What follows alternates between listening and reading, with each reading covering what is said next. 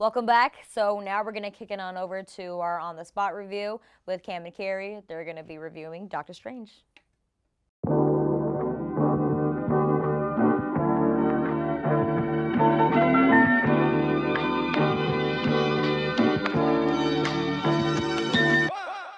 Hi, I'm Carrie. And I'm Cameron, and today we're going to be reviewing Doctor Strange. Here's the trailer.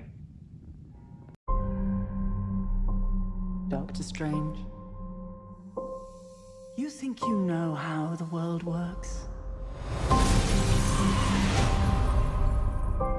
What if I told you the reality you know is one of many? This doesn't make any sense. Not everything does. Not everything has to.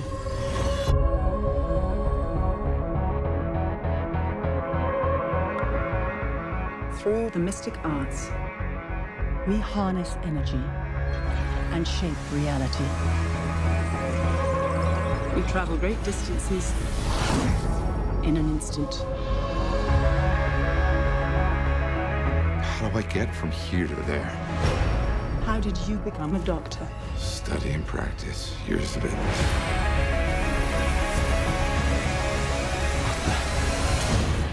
There's a strength to him. But is he ready?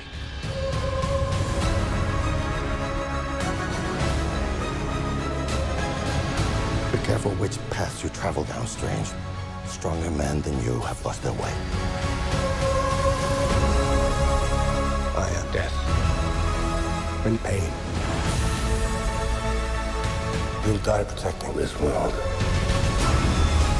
I can't do this. There is no other way.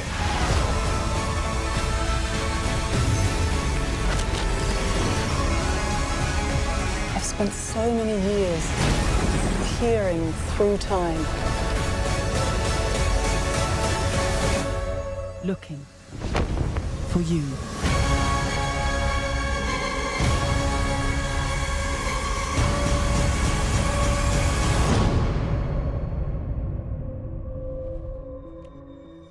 What's this, my mantra?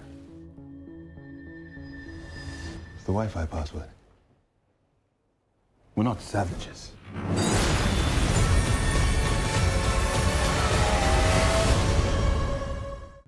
Wow, what a great trailer. So, what'd you think of the movie? So, as a disclaimer, I haven't seen this movie in a while.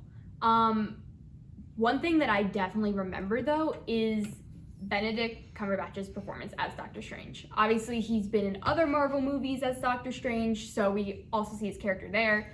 But in this movie, like, he starts out as this really arrogant surgeon that he's so easy to hate. And then over the course of the film, he goes through this major character growth. And by the end, he's completely transformed. I feel like while Benedict Cumberbatch did such a good job of portraying Doctor Strange, I don't know if anyone else could have done it better or anything. Yeah. I didn't love him in this role, and that might also just be because Doctor Strange he's not a great guy.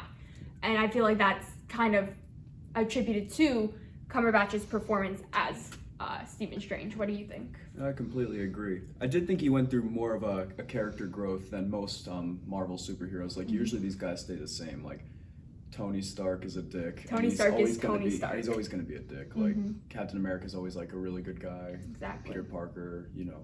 Same for almost everyone, but at least, like, he changes a little bit. Like, he's still kind of like a narcissistic asshole, but, like, you know, he starts off really bad. Yeah, but then by the end, he's willing to save the world and even put himself in danger to do it. I was going to say, so speaking of, like, trying to sacrifice himself, the big villain in the movie is Dormammu. How do you think they handled that villain? Again, since I haven't seen it in a while, from what I remember, it was definitely an interesting way of doing it. The ending part where he keeps reversing time to fight him over and over again, I feel like they did that part really well. It could have been very cheesy, very overdone, but I feel like they handled it in a way where it was entertaining to watch still. It wasn't like the same thing over and over again. Yeah, I thought it was a pretty good ending too. I liked like the whole like time reversal thing. I wasn't a big fan of how they portrayed Dormammu and like presented him, because like I just think Dormammu's like, he's different in like the comics and actual other stuff. It's kind of like the way like Galactus was presented in Fantastic Four too. Makes sense, yeah. And also, I mean, I feel like with this like you had Dormammu as the main villain, but then you also had like I guess like his like servants or something, Yeah. the people that were like actually the ones we saw for most of the movie, like doing Mads the bad Mikkelsen, ones. Yeah. Yeah, and I feel like it was almost like you knew that they were working for this main guy, but it's almost like a disconnect of, we're fighting these bad guys, but they're not the real bad guys here. It's this overall character. You don't even really see the main bad guy until the kind of like the end. Yeah, the very end. It's not much like villain development either. You know what I'm saying? Like you don't really know much about like unless you read the comics, but like. True, yeah. This is definitely Doctor Strange's origin story for sure. You see more of his development and growth and becoming who he is than anything else. I feel like the villain aspect was kind of just added as like a second plot basically, because they just needed something else to fill time and make it a superhero movie. Yeah, I agree. One thing that I also really love about this movie though, we get introduced to Wong. And he's a great character. In every movie that he appeared, he doesn't even appear in like a lot of like the other Marvel movies. He'll come for like one or two lines, and his one or two lines are just some of the best parts. He's an awesome character. Yeah, I was really glad we got introduced to him. I do think at the very end of the movie, I forget the character's name, the other guy who is like fighting with Mordo? Yeah, so I think it's the post-credit scene, we see that he is actually like, he goes around and is like trying to take the powers away from the people. From people that he thinks aren't using it correctly. Yeah, which I feel like, I've heard that it's more true to comics, and that's like what happens. It just happened really suddenly for me, like out of nowhere it seemed. Yeah, I agree. And they did a good job of like trying to set up future movies with that, but it didn't feel like it fit with this movie at least. So now for the big question. From a scale of 1 to 10, right, what would you rate this movie?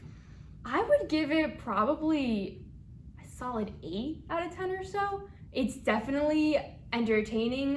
Like I said, it's a good origin story for a character that is in all these other Marvel movies. Again, Benedict Cumberbatch does a really great job of portraying this guy that we don't like at all to someone that we can get on board with. A couple little hiccups here and there, but definitely a very entertaining watch. What about you? I think I'd give it a 7 out of 10. Like, it was a good movie, but it's not something I'm going to go back to all the time. Right. Like, it's basically just a mid-tier Marvel movie. It's not like one of the ones that you'll bring up like, oh, this is like the best Marvel movie. It's not Endgame like, or anything. Yeah, like, I don't think I hear many people be like, Doctor Strange is my favorite Marvel movie. It's like, it's a mid-tier Marvel movie, but a mid-tier Marvel movie, a mid-tier Marvel movie is still a really good movie. Still better than a lot of DC movies, that's for sure. Yeah, basically every DC movie. Back to you guys in the studio.